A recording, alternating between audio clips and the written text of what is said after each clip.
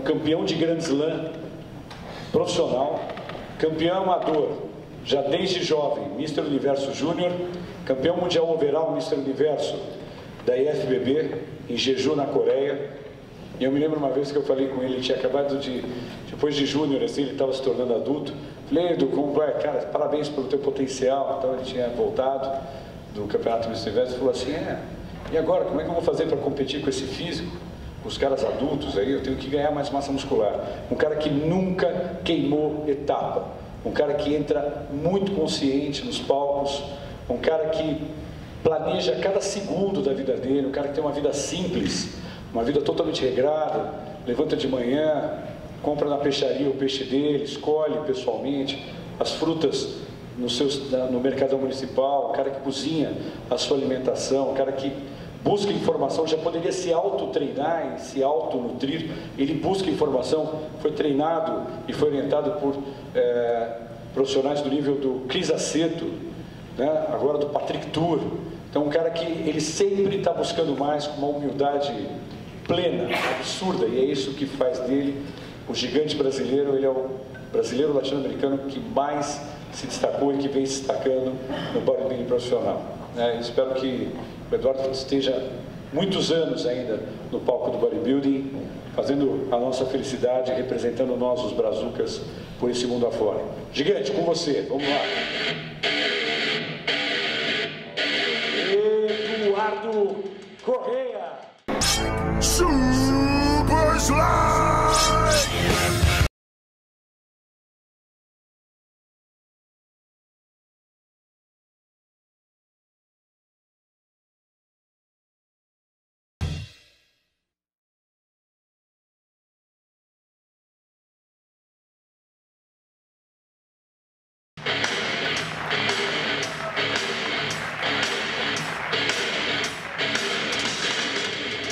Fala pessoal, bom dia.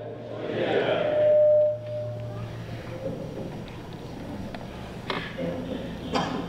Primeiro queria agradecer a presença de todos, queria agradecer a todos que nos prestigiaram esse final de semana. Para mim é um desafio grande poder falar sobre mim em 40 minutos.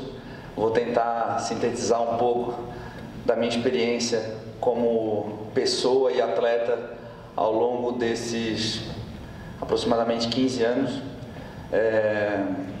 Eu sou natural de Florianópolis, como o Marcelo falou, eu ainda não pesco meu peixinho, minha frutinha, mas ele acha que eu sou um camponês, na verdade. E eu comecei muito cedo nesse esporte.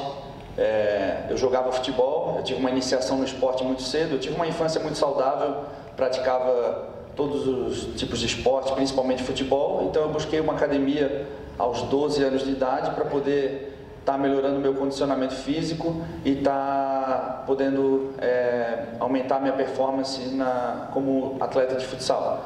Jogava futebol, estudava e logo no início eu mostrei uma aptidão muito grande com relação a todas as valências necessárias para um atleta de musculação. Eu tinha muita coordenação, tinha muita força, tinha muita disciplina também. Então isso fez com que eu tivesse uma iniciação muito rápida nesse meio. Eu entrei numa academia de musculação com um grupo de 7 amigos da rua e sem quase nenhuma expectativa. E de repente, logo no início, eu fui me destacando justamente por essa facilidade que eu tinha de levantar peso.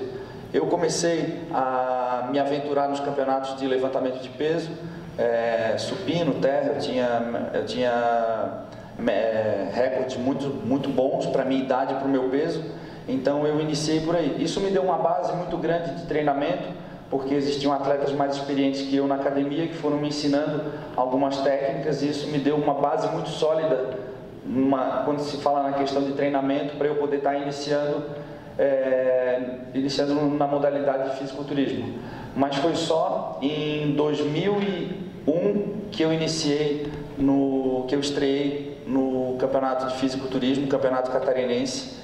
Eu tinha 18 anos de idade e eu estreiei vencendo. Não existia, eu cheguei para fazer a inscrição, não tinha categoria júnior e eu fui logo na categoria adulto. Eu venci a categoria adulto aos 18 anos, venci o overall e já me sagrei campeão catarinense no meu primeiro campeonato. Dali para frente eu descobri, eu não tinha muito conhecimento sobre as federações, e eu descobri que existiam categorias por idade. E como eu tinha 18 anos, eu era muito novo, eu logo no ano seguinte eu me preparei para uma competição que era o Mister Universo da NABA. Então eu fui para lá, venci a competição, me classifiquei num Campeonato Brasileiro de São Paulo, em Guarulhos, e fui para o Mister Universo aos 20 anos de idade já para poder fazer meu primeiro campeonato internacional. Quando eu voltei para cá, eu ainda era muito novo, ainda não estava entendendo muito bem o que estava acontecendo. Eu estudava engenharia de aquicultura na Universidade Federal de Santa Catarina. Eu também fazia estágio no laboratório de análise microbiológica de alimentos, trabalhei fazendo análise de alimentos em laboratório. Também trabalhei em laboratório de moluscos marinhos, com moluscos, com ostras, mariscos. Eu fazia toda essa... A engenharia de aquicultura é uma universidade voltada, um curso voltado para cultivo de organismos aquáticos. Tudo que envolve cultivo de organismos aquáticos, a gente é apto a projetar barragens, trabalhar com máquinas, desenvolvimento de rações, enfim, é quase um mundo que a gente vive hoje aqui, só que tudo voltado para organismos aquáticos. Então eu desde o início eu já me interessava muito por essa questão de nutrição. Eu lembro que eu era um dos melhores alunos na disciplina de nutrição porque eu desenvolvi uma ração para peixe. Então eu não tinha muito conhecimento do esporte, do fisiculturismo.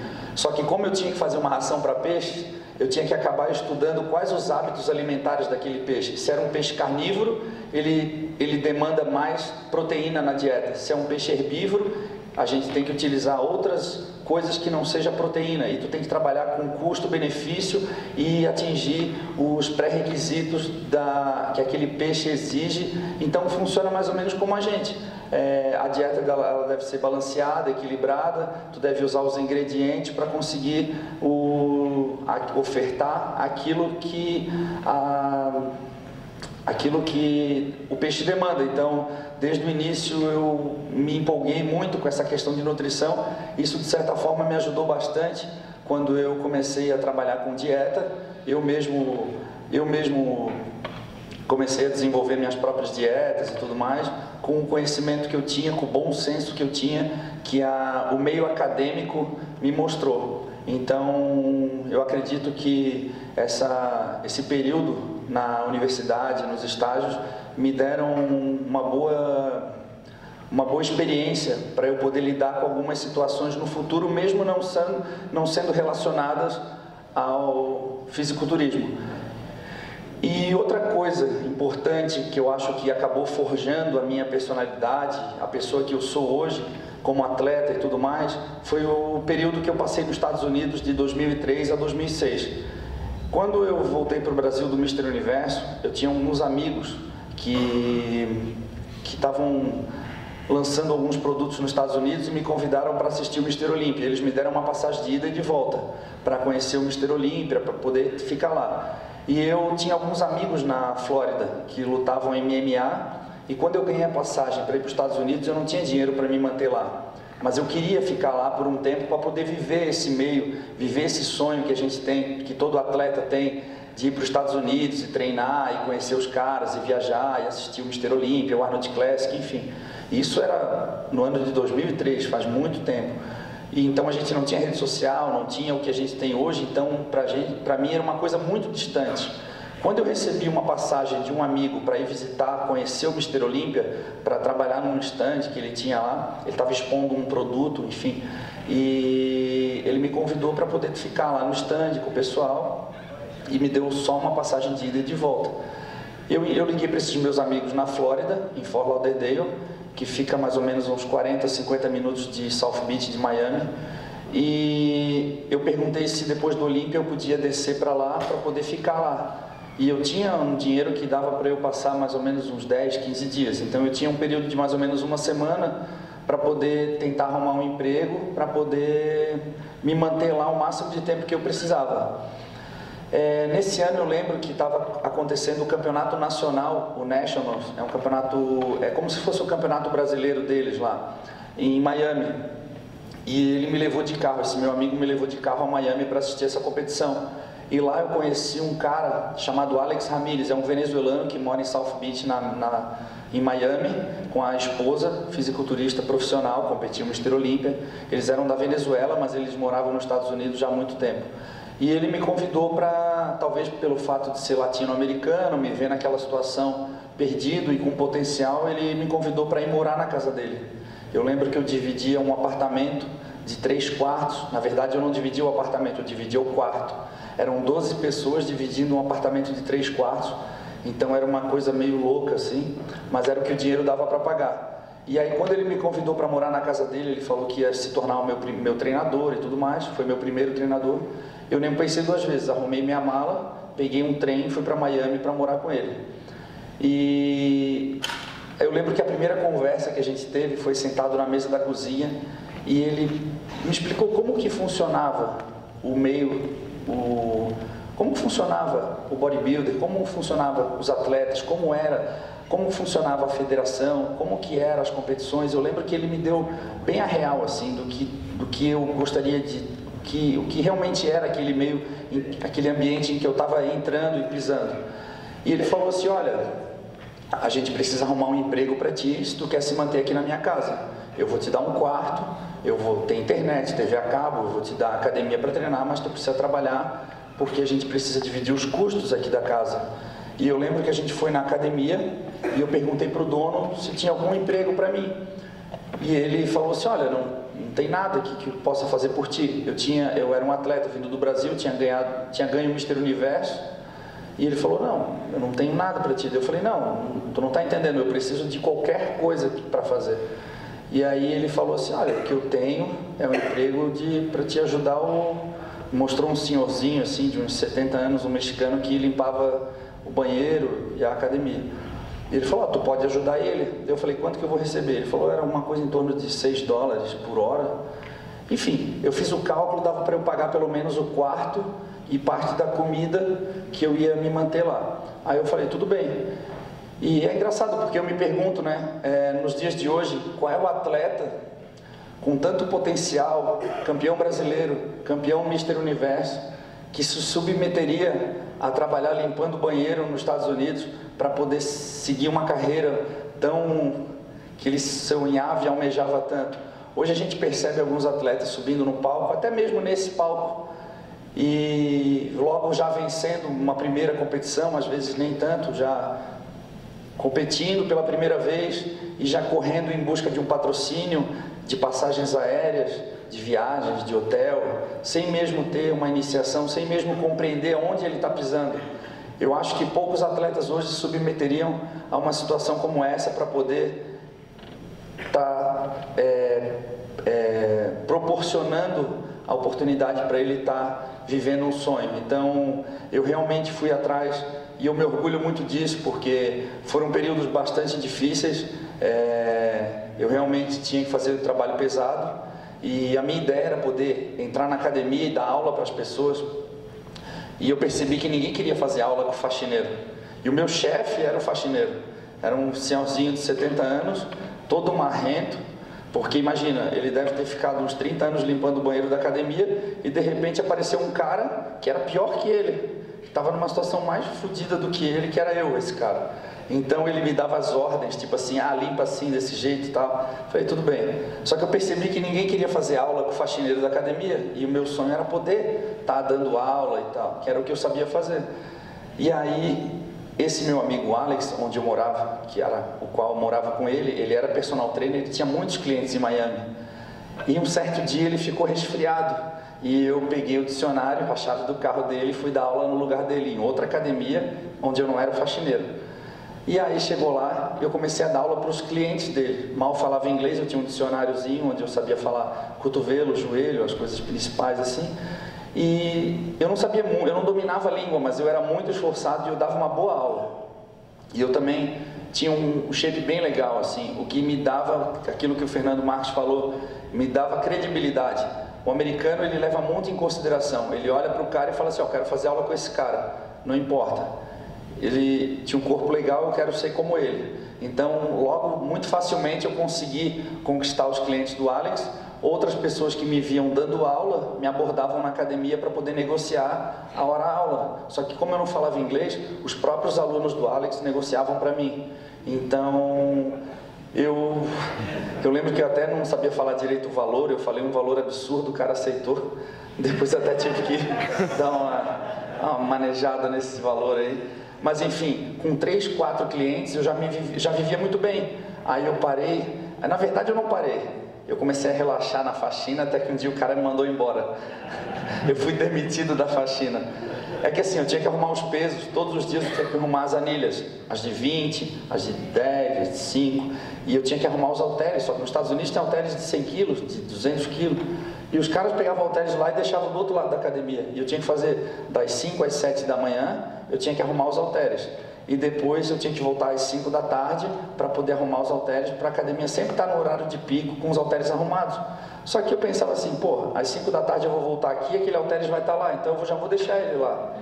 Só que a academia era toda de vidro, aí o cara passou de carro na frente, me viu sentado como eu estou aqui assim, e me mandou embora. Eu lembro que fui para casa chorando, que eu tinha sido demitido, porque o meu maior medo era voltar para o Brasil, e eu não queria, eu queria aproveitar o máximo de tempo que eu tinha lá, tanto que todo o dinheiro que eu ganhava nesses 3 anos, eu usava para poder viajar dentro dos Estados Unidos, assistir as competições da NPC, da IFBB, então eu ia para o Arnold Classic, ia para o Mr. Olímpia, e assistir as competições, eu ia assistir as competições para poder absorver, conhecer o máximo de pessoas possíveis. Por isso que no futuro, depois eu conto para vocês, mas por isso que no futuro eu comecei a me preparar com o Cris Aceto, com grandes pessoas, porque eu me relacionava com essas pessoas, eu já comecei a entender desde o início como que funcionava. Então, o período desses 3 anos lá me deu toda a informação para poder tomar as decisões que me fizeram estar aqui hoje. Então eu costumo dizer que a informação é um insumo básico para qualquer tomada de decisão. Então quando vocês forem tomar decisões na vida de vocês, que são as decisões que guiam vocês para estar sentados hoje por alguma razão, são graças às informações que vocês têm e que vocês consigam organizar e tomar as decisões. Então essas informações me fizeram capaz de poder tomar as decisões certas, escolher as competições certas, me relacionar com pessoas certas, agir de maneira correta. Então assim, isso tudo eu tenho assim, precisaria de mais um dia pelo menos aqui para estar falando para vocês todas as experiências que eu vivi ao longo desses 3 anos. Eu trabalhei na casa do Puff Daddy, um rapper muito famoso, como segurança.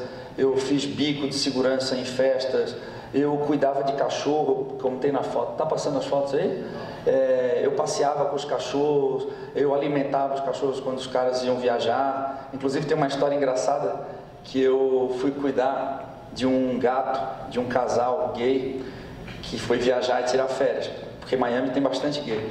Então eu tinha alunos também, então eu me relacionava assim, eu recebia bullying dos gays o tempo inteiro. Então é que já vem essa história na cabeça. Mas eu não sou gay não, eu sou casado com a Carol Saraiva, muito bem, obrigado.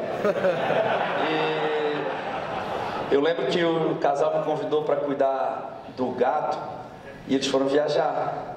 Só que aí um dia eu fui lá alimentar o gato estava estirado no chão assim, morto.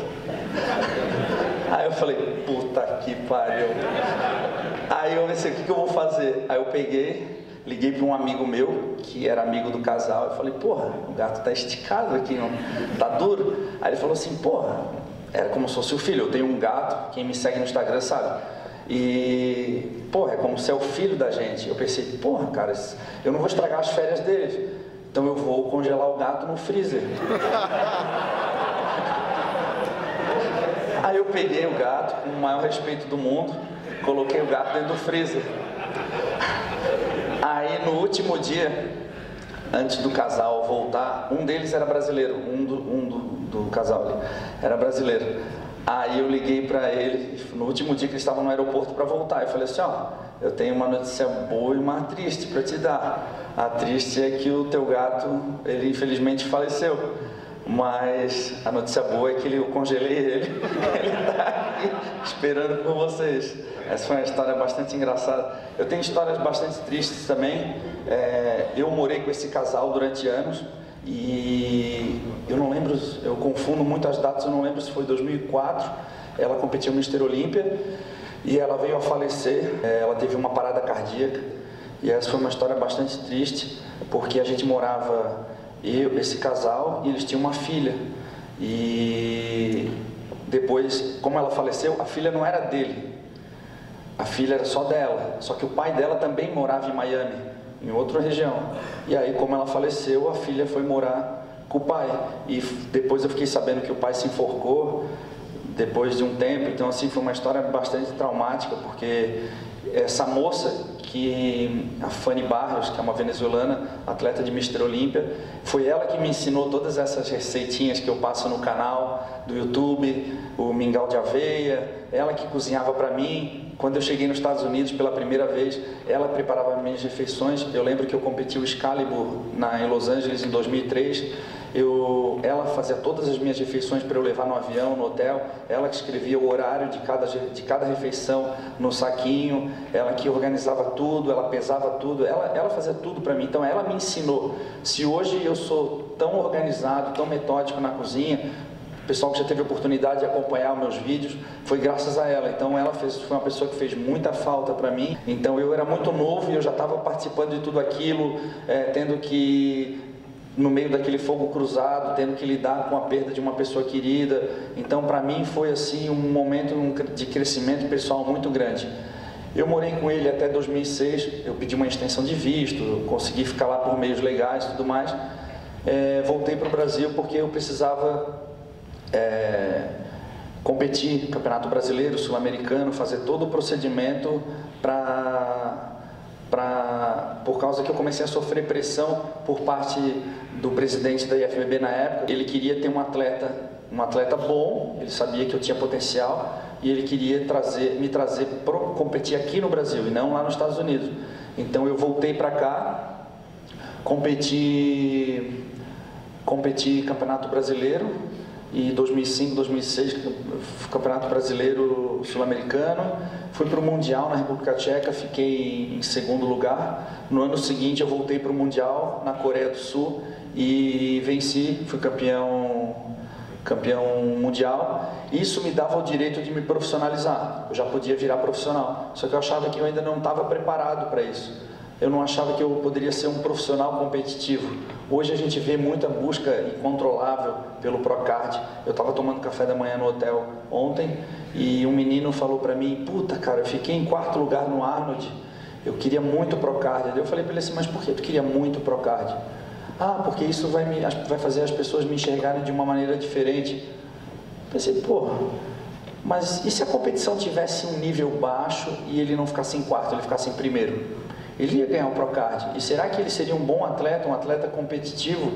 Hoje eu percebo muitos atletas se tornando um profissional, até mesmo pelo caminho do Arnold Classic e outros campeonatos. Não vejo mais muitos brasileiros competindo no Campeonato Mundial da IFBB, que é um campeonato altamente competitivo e muito difícil. Então, assim, eu acredito que não existe atalho para esse tipo de coisa, porque é como um vestibular. Se tu faz um mal e passa num vestibular, talvez por uma facilidade, uma questão de baixo nível, tu vai se deparar lá na frente com o mercado de trabalho de uma maneira difícil. Então, quando tu chega, por exemplo, a gente percebe os americanos vencendo o campeonato nacional, indo para o profissional e já fazendo sucesso, Mister Olímpia e tudo mais, porque o campeonato deles, o nível é muito alto. Então, eu acho que as pessoas elas devem olhar mais para si e não se preocupar tanto com questão de status, porque o cartão profissional, ele não faz ninguém ser melhor do que ninguém. Eu não sou melhor do que ninguém porque eu sou atleta profissional. Eu sou diferente, mas não significa que eu sou melhor ou pior que alguém aqui.